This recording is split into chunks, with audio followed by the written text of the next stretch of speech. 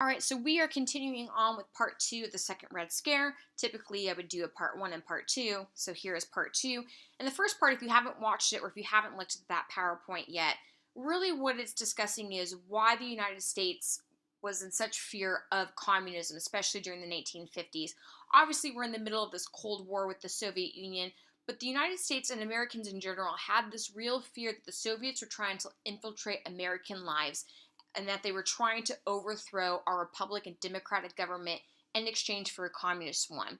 And so, as a result, you're going to get a lot of hysteria and a lot of people accusing one another of being a communist, even if there's no real proof of it.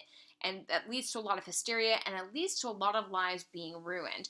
And so, typically, I would open up the second Red Scare, or part two of it, with this question, which is when someone is accused of a crime, what type of evidence should be presented before they are convicted of the crime? And typically I would get your guys' opinions. A lot of times I hear fingerprints, DNA, eyewitnesses, if somebody's caught on camera. Basically, you need something that's foolproof to show whether or not somebody actually committed a crime. So for instance, let's just say they accused me of murdering my roommate, and the only evidence that they have against me is her boyfriend thinks I did it. Right? That's not any actual evidence, and there's no way they're going to charge me with a crime, nor would they bring me to trial. Now, if the evidence that they had against me was the weapon was found in my room, my body hair was found in her room, my fingerprints were all over the door, my fingerprints were on the weapon, that would be actual evidence. And I think most of you would agree that that would result in me being brought to trial for my roommate's murder. Now, obviously, that didn't happen. It's not going to happen, but just kind of to show you what's actual evidence and what isn't. And so during the second Red Scare, you're going to have a lot of people that are brought to trial or brought to these public hearings being accused of being a communist. And a lot of them that are accused, there's no real evidence or any real proof that they actually did it. And one of the more controversial cases that comes out of this is going to be the Rosenbergs. So once Igor deflected from the Soviet Union and told the United States and the Soviet Union, or excuse me, the United States and Canada that, hey, you've got, Soviets in the government trying to infiltrate and get American secrets, the Americans start freaking out and they're definitely looking for spies. And really what they were worried about is the passing of secrets about the nuclear bomb or atomic weapons. We know that the United States creates the first atomic bomb in 1945. 4 years later, in 1949, the Soviet Union is also going to create their own atomic bomb. The U.S. has got to up their game. So by 1952, they create a hydrogen bomb, which is even more powerful than an atomic bomb. But then less than a year later, the Soviets go ahead and create their own hydrogen bomb as well. And so as a result, people are really sort of freaked out that the Soviets are almost sort of getting the upper hand and that they're keeping up too well. So Klaus, I can't pronounce his last name, so Klaus F., he admitted to giving information to the Soviet Union, about what the Americans were doing, and he's going to implicate several people, including Julius and Ethel Rosenberg, who were charged with heading a Soviet spy ring.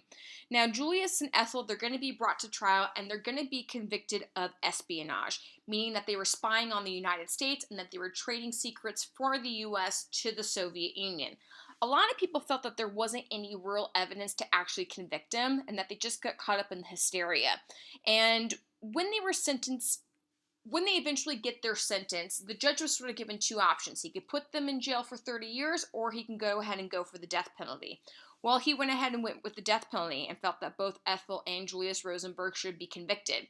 Julius and Ethel Rosenberg, they had the opportunity to confess that they were guilty, and in exchange, they wouldn't be put to death. And they both refused, and as a result, in 1953, they were executed for espionage, for supposedly spying on the United States and giving secrets about the atomic bomb to the Soviet Union. Were they really innocent? And there were a lot of people who, for a really long time, felt that they were innocent, that they just got caught up in people accusing one another of being communists, even though it wasn't the case. Well, in 1995, the Venona Project, which was really the United States trying to dissect messages that were being exchanged throughout the Soviet Union, came to light. And in it, it found that the United States did indeed find that Julius had ties to the Soviets. And most people today agree unequivocally that Julius Rosenberg was a Soviet spy. He was passing messages off to the Soviet Union. But a lot of people felt that Ethel Rosenberg was innocent, that she had nothing to do with Julius Rosenberg and his spy actions, and that she should not have been executed. Even her kids were pressuring the Obama administration to actually issue her a pardon even after she was killed because they felt that she was innocent. But a recent reports came out not too long ago that basically said, hey, she definitely was involved. She was really the go-between between Julius and the KGB. And the KGB is really like the FBI, CIA version for the Soviet Union, that she had communicated, she had held meetings, she would listen in, that she definitely was not innocent in all of this. So even though a lot of people felt the Rosenbergs got caught up in hysteria, most people would agree they're guilty. Whether or not they should have been executed for it, I think today that's what a lot of people see as whether or not it's debatable whether or not they should have actually been executed for it. So the United States is in search of communists. And again, the federal government is really encouraging everybody to find communists. So whether it was universities, businesses, unions, or whether it was at your local church, they were like, hey, if you suspect somebody of being a communist, or you feel that they're affiliated with the communists, or they sympathize with the communists, please let us know. And again, it's very much comparable to what we see going on in New York City, especially with Bill de Blasio, when he was giving out that phone number and saying, hey, if you know anyone who's not wearing a mask or who's not social distancing, we want you to rat them out. Some people felt it was a little excessive. You can say that this might be a little bit, excessive. If you just assume someone's a communist without any proof, you probably maybe necessarily shouldn't report it. And the guy who's really going to spearhead these trials is going to be a man by the name of Joseph McCarthy. So he's a freshman senator out of Wisconsin. He was seen as like a really awful senator. Joseph McCarthy, he was an alcoholic. He had this idea that to hide his alcoholism, especially before he would go out to these public trials, he would eat a stick of butter, thinking that that would soak up all the alcohol that was in his system. Not only did that not work, but it was just a really bad, terrible idea. McCarthy, because he was a young sort of freshman senator, he was really looking for an issue to help him rise up, to sort of get his name out in the public. And so when all these communist accusations were coming to light, and the fact that a lot of people were fearful that there were government employees who were indeed communists and working for the Soviet Union, he sort of saw this as a really good opportunity for him. So he's going to be the chairman on the subcommittee of Senate investigations, meaning he's just the guy that leads the way. And he's really going to use his position to hunt down communists. And this becomes known as McCarthyism, and it's the practice of making accusations of disloyalty, subversion, or treason without proper regard for evidence. You may have heard this term McCarthyism before. Trump has actually tweeted about it several times, especially prior to his impeachment hearings. He kept saying that this was like the Salem witch trials. This is McCarthyism. People are accusing him of being a Russian spy or getting the 2016 election fixed, and that this is McCarthyism and this is a witch hunt. This is exactly what he was referring to, this term of McCarthyism, because a lot of people felt that a majority of people who were accused of being communists, especially during the 1950s, weren't rightfully accused. So it would be like, Joy Richardson has red hair, so he must be a communist.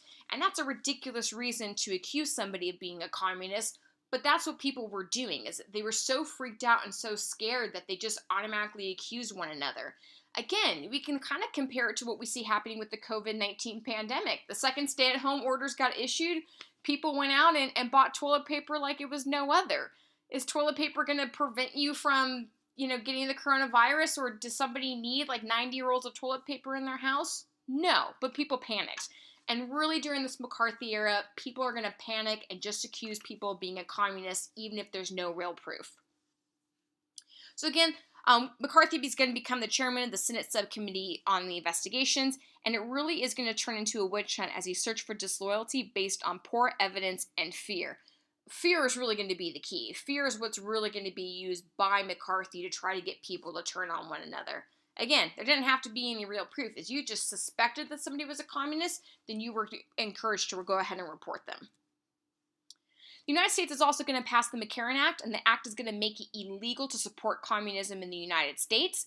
Now, you might be thinking, doesn't this violate the First Amendment? It absolutely does. It violates your First Amendment right. You could say really just sort of free speech, or your ability to think and feel however it is that you want to feel. So because of this, Harry Truman had initially vetoed the bill.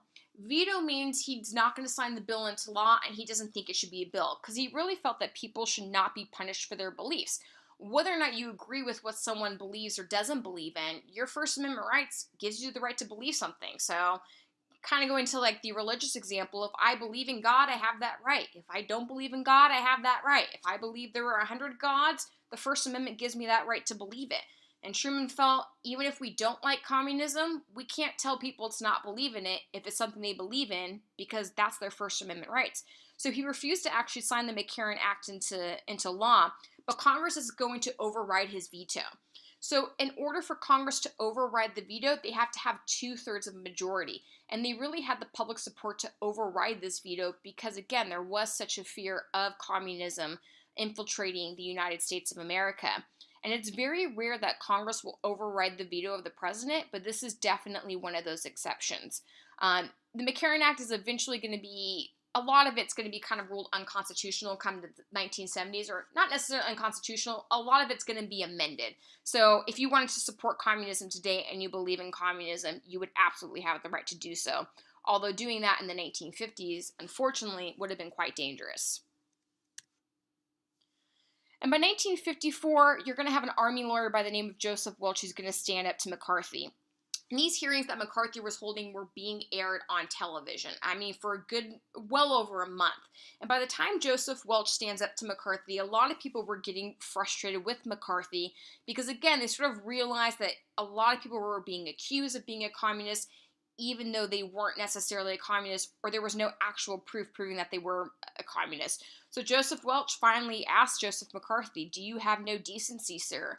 And once he did that, I think a lot of people started to look at McCarthy like, yeah, what exactly are you doing? And so later that year, the Senate, they're going to pass a vote of censure. It's a formal disapproval against McCarthy. It means basically he has to shut up and he can't speak. All right, that's kind of like the slang or street version of saying it. So what exactly is the impact of the Red Scare? So McCarthy's going to fade from public view. He's actually going to die a few years after these trials had concluded, but the hysteria he caused lingered throughout the era. Even throughout the 1950s, there was this Red Scare, this fear of communism. It's called Red Scare because red represents communism. And even though McCarthyism and the trials are going to be put to bed, people were still very fearful of the Soviet Union and them really taking the lead in this Cold War.